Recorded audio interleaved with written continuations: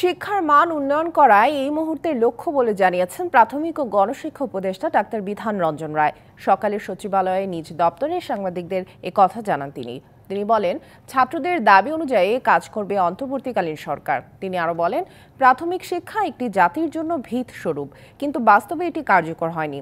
অবকাঠামোগত উন্নয়ন হলেও শিক্ষার মান বাড়েনি। সেই জায়গায় প্রাথমিক শিক্ষায় উন্নয়ন ঘটিয়ে সুনাগরিক হিসেবে গড়ে তুলতে কাজ করা দরকার বলেও মনে করেন তিনি।